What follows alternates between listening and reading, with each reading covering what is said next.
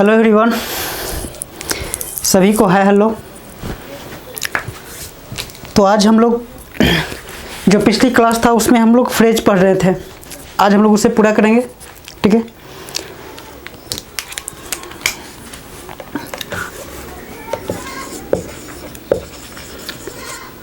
Phrase होता क्या है? तो फ्रेज जो है यह एक ग्रुप ऑफ वर्ड्स होता है, यानी शब्दों का समूह जो होता है वो एक फ्रेज कहलाता है। अब बात को समझिएगा, जैसे शब्दों का ग्रुप, लेकिन इसका कंप्लीट मीनिंग नहीं रहेगा। इस चीज़ को याद रखिएगा आप कि फ्रेज का मीनिंग कंप्लीट नहीं होता है। हाँ, एक इडियम्स फ्रेज होते हैं, उसका लिटरली और इलिटरली मीनिंग निकलता है उसका। इडियम्स और फ्रेजेज का दो मीनिंग निकलते हैं, लिटरली और इलिटरली। लेकिन जो सिर्फ फ्रेज होते हैं, हम फ्रेज बोल सकते हैं जैसे एक से अधिक शब्द हो, लेकिन वह जो फ्रेज हो पार्ट्स ऑफ स्पीच, कोई ना कोई पार्ट्स ऑफ स्पीच होना चाहिए। मतलब जितने टाइप्स के फ्रेज होते हैं उसमें से कोई एक काम करना चाहिए। अगर ऐसा नहीं है तो फिर वो फ्रेज भी नहीं होगा, ग्रुप ऑफ वर्ड्स होने के बावजूद भी। तो हमें समझना है कि जो फ्रेज होते हैं वो ग्रुप ऑफ वर्ड्स और जितने भी वो टाइप्स होते हैं उनमें से, या ऐसे बोल दें कि जो पार्ट्स ऑफ स्पीच जितने होते हैं उनमें से किसी एक का वो काम करना चाहिए। जैसे वर्ड जो होते हैं, वर्ड में ही पार्ट्स ऑफ स्पीच, यानी पूरा पार्ट्स ऑफ स्पीच क्या है? एक वर्ड है। जैसे हर एक तो एक वर्ड ही है, जैसे नाउन क्या है? एक वर्ड है। प्रोनाउन क्या है? एक वर्ड है। तो उसी तरह से वर्ड से ही निर्माण हुआ है फ्रेज का। तो फ्रेज जो है यह एक शब्दों का समूह है, ग्रुप ऑफ वर्ड्स है, और ये भी पार्ट्स ऑफ स्पीच में से नाउन फ्रेज बन सकता है, एडजेक्टिव फ्रेज बन सकता है, एडवर्ब फ्रेज बन सकता है, इस तरह से। तो सबसे पहले समझना है कि जो फ्रेज होते हैं वो कितने टाइप्स होते हैं। तो फ्रेज को हम बोल सकते हैं, एक तो नाउन फ्रेज, और क्या हो सकते हैं? एडजेक्टिव फ्रेज, ठीक है, और वर्ब फ्रेज, और बोल सकते हैं प्रेपोजिशनल फ्रेज,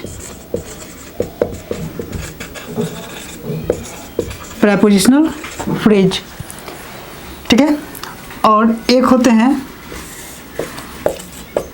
एडवर्ब फ्रेज। यानी फ्रेज टोटल कितने होते हैं? 5। ठीक है, noun phrase, adjective phrase, adverb phrase और वर्ब फ्रेज और प्रेपोजिशनल फ्रेज। ठीक है, आप इस चीज़ को याद रखिएगा। प्रेपोजिशनल फ्रेज है, फ्रेज प्रेपोजिशन नहीं है। ठीक है, इन दोनों में डिफरेंस है, ये दोनों अलग अलग चीज़ है। तो इसे समझना है कि यह क्या है? प्रेपोजिशनल फ्रेज है। अब इन सब को वन बाय वन बारी बारी से हम लोग पढ़ेंगे, एक एक चीज़ को ध्यान में रखकर। तो ये जो नाउन फ्रेज है, सबसे पहले इस चीज़ को समझेंगे कि जो नाउन होता है किसी भी सेंटेंस में किस तरह से काम कर सकता है। तो नाउन किसी भी सेंटेंस का सब्जेक्ट बन सकता है, नाउन किसी भी सेंटेंस में ऑब्जेक्ट बन सकता है, और यह ऑब्जेक्ट या तो ट्रांजिटिव वर्ब का हो या किसी प्रेपोजिशन का हो। इन दोनों का एक एक ऑब्जेक्ट होता है।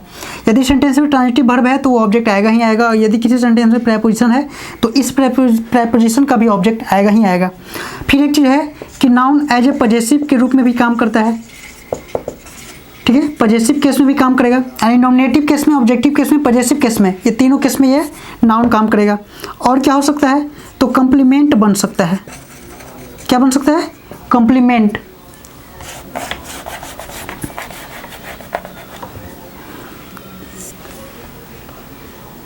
ठीक है, ऐसे इधर समझ जाइए, आपको दिख रहा होगा शायद। क्या चीज़ बन सकता है? कंप्लीमेंट। और ये कंप्लीमेंट क्या हो सकता है? तो कंप्लीमेंट भी दो चीज़ का हो सकता है, एक तो सब्जेक्ट का और सेकंड ऑब्जेक्ट का। यानी कंप्लीमेंट भी सब्जेक्ट का होता है और ऑब्जेक्ट का होता है। तो अब ऐसे समझना आप लोग को कि नाउन सेंटेंस में जिस तरह से काम करता है, जैसे वर्क करता है, तो उसी तरह से नाउन फ्रेज काम करता है। इन दोनों में फ़र्क इतना है कि जो नाउन होते हैं वह किसी एक व्यक्ति वस्तु का नाम हो सकता है, और फ्रेज जो होता है एक से अधिक शब्दों का समूह होता है, और वह इस नाउन की तरह ही वर्क कर सकता है किसी सेंटेंस में। तो हमें इस चीज़ को देखना है कि जो नाउन है, तो नाउन पजेसिव केस भी बनता है, सब्जेक्टिव केस, ऑब्जेक्टिव केस, और कंप्लीमेंट भी बन सकता है। और कंप्लीमेंट भी तो सब्जेक्ट का भी कंप्लीमेंट होता है और ऑब्जेक्ट का भी कंप्लीमेंट हो सकता है। यानी ये 6 तरीके से किसी भी सेंटेंस में नाउन काम करता है। तो इसी 6 तरीके से नाउन फ्रेज भी सेंटेंस में काम करेगा।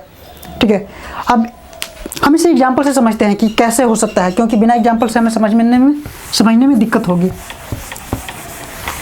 तो इसे थोड़ा रफ कर दें।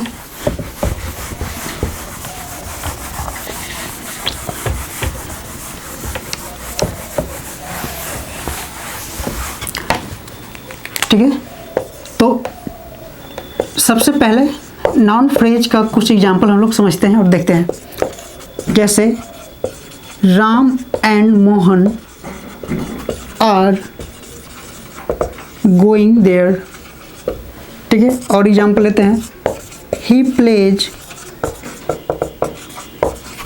With his friends.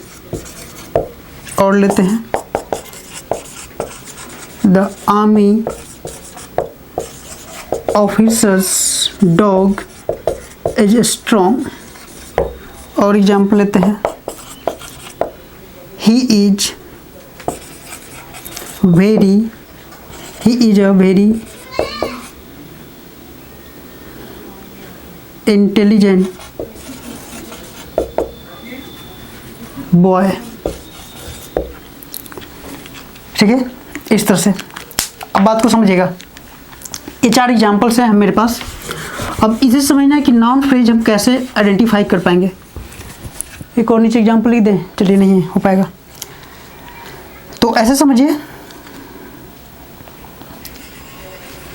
इसको ऐसे नहीं करते हैं, he is the intelligent boy, he is an intelligent boy नहीं, he is the tallest boy. अब इस चीज़ को समझिएगा। फर्स्ट सेंटेंस में we have Ram and Mohan are going there. इसमें ये जो राम एंड मोहन है, ये किस तरह से नॉमिनेटिव केस में है, नॉमिनेटिव यानी सब्जेक्टिव केस में, तो ये सब्जेक्ट हो गया मेरा।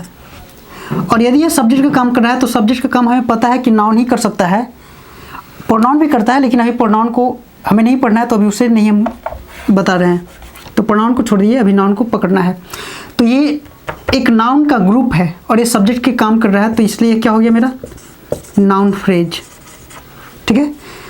और एक सबसे बेहतरीन तरीका आप ऐसे समझ लीजिए, शायद यहाँ पे दिख जाए, देखिए सवाल उठता है कि नाउन को हम कैसे आइडेंटिफाई करें किसी भी सेंटेंस में, नाउन को किसी भी सेंटेंस में हम कैसे पहचान करें कि यह नाउन है। तो एक तो तरीका होता है सीधा सीधी कि जैसे कुछ ऐसा आसान सा नाउन लिखा हो तो हम उसे हिंदी करके समझ लेते हैं, पेपर वगैरह देने जाते हैं तो। लेकिन कभी कभी ऐसा होता है कि वह शब्द इतना डिफिकल्ट होता है कि हम उसे हिंदी नहीं कर पाते हैं, तो उस केस में आप नाउन को कैसे पहचान पाएंगे सेंटेंस में। तो आपको व्हाट, हु और हुम, ये तीनों से प्रश्न करना है, ठीक है। क्या करना है, प्रश्न करना है इन तीनों से, व्हाट, हु और हुम। तो इसका जवाब जो आएगा ना वह नाउन होगा। जैसे एक एग्जांपल स्वरूप ऐसे समझिए कि ही बीट्स अ डॉग। अब इसी प्रश्न को हम ऐसे बोल दें कि हु बीट्स अ डॉग, तो जो बोले कि ही बीट्स अ डॉग और इसी को बोले कि हु बीट्स अ डॉग, तो जो हु का रिप्लाई आएगा तो ही एक प्रोनाउन है। अब ही की जगह पे किसी का हम नाम लिख दें, जैसे राम बीट्स अ डॉग, और फिर प्रश्न कहें कि हु बीट्स अ डॉग, तो आप बोलिए कि राम, तो राम आ गया, यानी हु का रिप्लाई कौन है, राम, तो राम में क्या है, नाउन। तो इस तरह से हमें यह पता चला कि नाउन को आइडेंटिफाई करने के लिए हम इन 3 चीज़ों का इस्तेमाल करेंगे, 3 शब्दों का प्रयोग करेंगे, प्रश्न करेंगे और इसका जवाब जो रिप्लाई है वो मेरा क्या होगा, नाउन। उसी तरह से सेम करना है नाउन फ्रेज में, या एक से अधिक शब्द है, एक ये शब्द और एक ये, एक से अधिक शब्द है और सब्जेक्ट के रूप में काम करता है, और हमें पता है कि किसी भी सेंटेंस में सब्जेक्ट नाउन ही हो सकता है और एक से अधिक शब्द है, इसलिए नाउन फ्रेज हो गया, ठीक है। इसमें कोई दिक्कत की बात नहीं। सेकंड एग्जाम्पल में ये ही प्लेज विथ हिज फ्रेंड्स, ये प्लेज है। अब जिसके साथ खेल रहा है तो भाई किसके साथ खेल रहा है, अपने दोस्तों के साथ, तो ये एक फ्रेज बन गया। और कैसा फ्रेज बन गया, तो ये भी नाउन फ्रेज। क्यों, क्योंकि इस वर्ब का ये इनडायरेक्ट ऑब्जेक्ट के रूप में है कि विथ हुम, किसके साथ खेल रहा है, होम का रिप्लाई आ गया, देखिए कि विथ हुम किसके साथ खेल रहा है, तो अपने दोस्तों के साथ, तो ये मेरा क्या हो गया, नाउन फ्रेज। तो सेंटेंस चाहे कितना भी बड़ा हो, आपको इसी तरह से पहचानना है, व्हाट, हु और होम से प्रश्न करना है वर्ब में, और जो रिप्लाई आएगा वही मेरा नाउन होगा, या एक से अधिक शब्द हो तो नाउन फ्रेज होगा, और वो एक पूरा एक सेंटेंस हो तो नाउन क्लॉज होगा। क्लॉज भी इसी तरह से पहचान करेंगे हम लोग, वो भी बड़ा आसान है यदि समझ में आ जाएगा तो।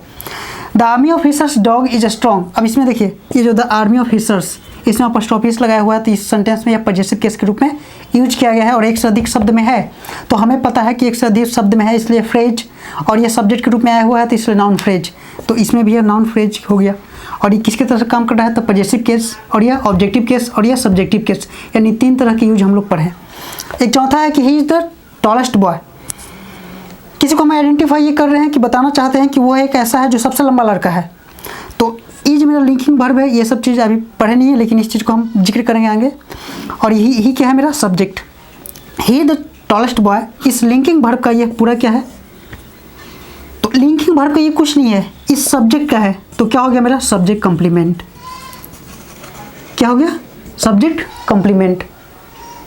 शायद दिख रहा होगा, नहीं भी तो हम बोल देते हैं द टॉलेस्ट बॉय। क्या हो गया सब्जेक्ट कंप्लीमेंट, क्योंकि जो बॉय है वही ही है और जो ही है वही बॉय है। तो यदि जो मेरा सब्जेक्ट ग्रुप में रहे और इसी का ये पूरक है, कंप्लीमेंट मीन्स होता है पूरक, किसी भी सेंटेंस को पूरा करने वाला जो शब्द हो और वह सब्जेक्ट ही होना चाहिए। तो बॉय तो सब्जेक्ट ही है, क्योंकि ही जो है वही तो बॉय है, तो इसलिए सब्जेक्ट कंप्लीमेंट बन गया। तो यानी हमें ये समझ में आया कि ये सारा का सारा नाउन फ्रेज है। कोई नॉमिनेटिव केस का है, यानी सब्जेक्टिव केस में हो सकता है, ऑब्जेक्टिव केस में हो सकता है, पजेसिव केस में हो सकता है, सब्जेक्ट कंप्लीमेंट हो सकता है, ऑब्जेक्ट कंप्लीमेंट हो सकता है। समझे बात को। तो ये सब नाउन फ्रेज है और इन्हीं सब काम जो करता है वो नाउन भी करता है। नाउन और नॉन फ्रेज में एक ही फ़र्क है कि एक होता है एक सिंगल वर्ड जो नाउन हम बोल सकते हैं किसी व्यक्ति वस्तु के नाम को। नाउन फ्रेज जो होता है वह एक से अधिक शब्दों का ग्रुप होता है जो एज ए वह काम कर सकता है सब्जेक्ट का, ऑब्जेक्ट का, पजेसिव का और सब्जेक्ट कंप्लीमेंट का, ऑब्जेक्ट कंप्लीमेंट का। ठीक है, आई होप इन सब सारी चीज़ों को आपको समझ में आ रहा होगा। तो ये हो गया मेरा। इसमें एक चीज़ और है जो ऑब्जेक्ट कंप्लीमेंट आपको बताना है, उसका भी हम आपको एग्जाम्पल देके बताते हैं। देखिए ये इन सारी चीज़ों का जो अध्ययन है ना, मतलब बेसिक बहुत ज़रूरी है, क्योंकि जब तक आप लोग को इन चीज़ों का संपूर्ण अच्छे से नॉलेज नहीं हो पाएगा, आप सही ढंग से पेपर नहीं निकाल पाएंगे, फिर आगे चल के आपको दिक्कत हो जाएगी। आप लोग ऐसे सुने होंगे कि 3 साल 4 साल इंग्लिश पढ़े हैं लेकिन उसके बावजूद भी कुछ नहीं हुआ, तो आप किसे दोष मानते हैं? अपने संस्थान को जहाँ से आप पढ़ रहे हैं, या उस संस्थान के टीचर को, या फिर अपने आप को? तो ये तो सीधी बात है, अपने आप को तो कोई गलती मानता नहीं है। ठीक है, या तो आप इंस्टीट्यूट को दोषी ठहराएंगे या उस टीचर को जिसने आपने पढ़ाया। तो सबसे पहली चीज़ है कि जो 3 साल आपका समय दिए ना, 3 साल पढ़ने में, आप तरीका सही नहीं अपनाएं।